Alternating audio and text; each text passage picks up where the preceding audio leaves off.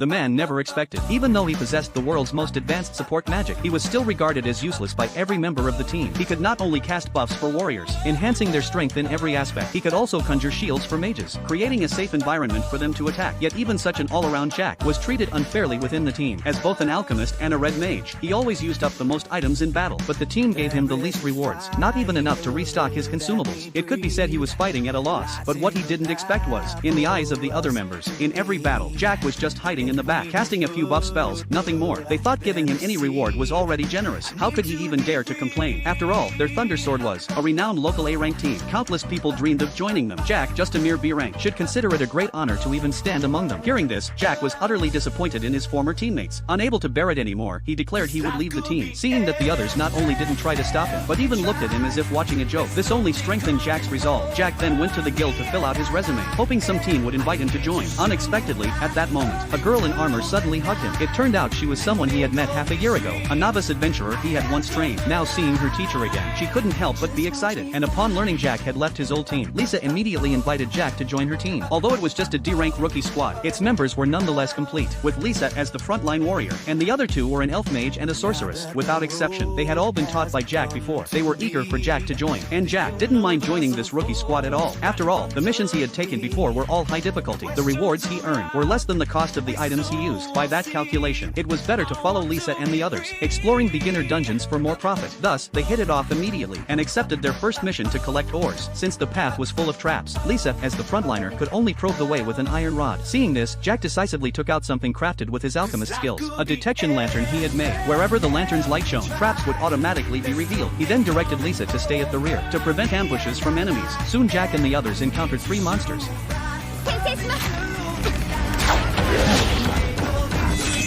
残りは私がフィジカルエンチャント船マリア今だ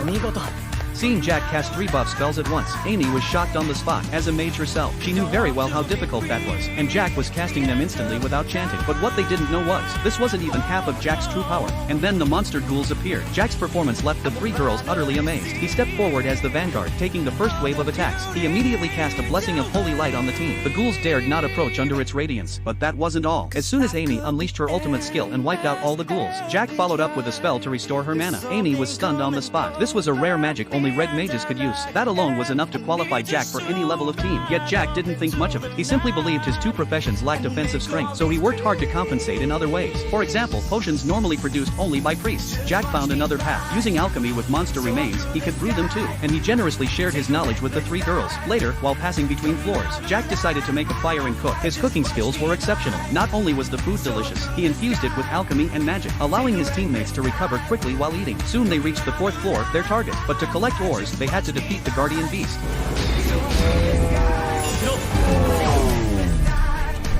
まるで時間が止まったみたいに。いやー、負けんか。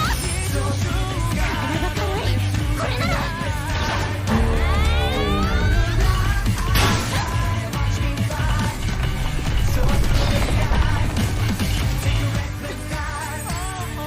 Lisa's magic sword was powerful, yet it consumed huge amounts of mana and stamina. After 10 seconds she would fall into weakness, but with Jack present, he could restore her mana at any time. Thus the group began mining ores. After counting, they realized they were still short of the mission goal. Jack suggested going down to the 5th floor to defeat the final boss. On the 6th floor, ores would be plentiful. Since the 3 lacked experience, Jack decided he would solo the boss himself. Before the fight, Jack took out magical tools for recording and streaming. He always recorded battles against unique bosses, then reviewed them at night. Hearing this, Lisa proposed doing a live broadcast instead. She suddenly remembered they needed an official team name. Before Jack joined, they had been too weak, so they had never registered a proper name. Now with 4 members, Lisa instinctively thought of 4-leaf clover. Jack was the 4th leaf, symbolizing good luck. With the decision made, Jack cast triple reinforcement on himself, then pushed open the boss room door.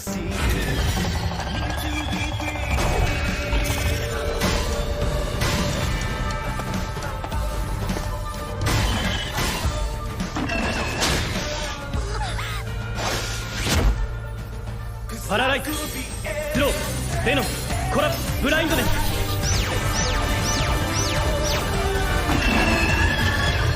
すごい。いつもの方を信じに。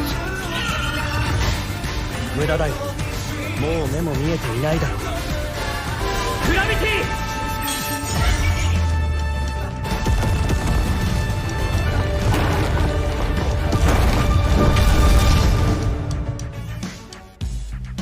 討伐完了。ご視聴お疲れ様でした。 After Jack defeated the boss, the other three admired him even more. Finally came the harvest. The monster corpses alone could be sold for a fortune, and the treasure from the chest was priceless.